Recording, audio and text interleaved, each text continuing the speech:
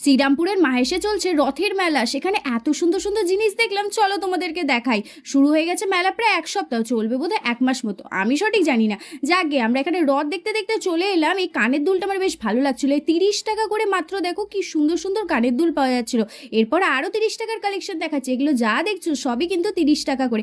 এই দুলটা বেশ পছন্দ হয়েছে। এই অক্সিডাইজের এত সুন্দর আংটিটাও নাকি 30 টাকা, এই কানেরগুলোও নাকি 30 টাকা। কত সুন্দর সুন্দর কানের, আমি তো অনেক কটা নিয়েও নিয়েছি। এত ভ্যারাইটি, তোমরা দেখলে ভাববে কোনটা ছেড়ে কোনটা নিয়ে। কাকার দোকানেই কিন্তু পাওয়া যাচ্ছিল। এই ক্লিপগুলো এখন অনেক উঠেছে। তারপরে একটা কাকিমার দোকান আবিষ্কার করলাম যেখানে এত সুন্দর সুন্দর চাবি রিং পাওয়া যাচ্ছিল। এগুলো কিন্তু 100 টাকা করে, এগুলো সবই 100 টাকা করে। ভেতরে রয়েছে আয়নার। এই রিংটা আমার এত ভালো লেগেছে, এত ইউনিক লেগেছে, 250 টাকা করে। কেউ যদি একটা কেনো ভাই, সবাই জিজ্ঞেস করবে ভাই ভাই কোথা থেকে কিনলি। ওপরের চাবি রিংগুলো কিন্তু 100 টাকা করে। এইগুলো পাওয়া যাচ্ছে এই কাকিমাটার দোকান। যারা রাইডসে চাপতে ভালোবাসো তাদের জন্য কিন্তু রয়েছে অনেক রকমের দোলনা, ব্রেক ড্যান্স, নাগরদোলনা সবই প্রায় রয়েছে।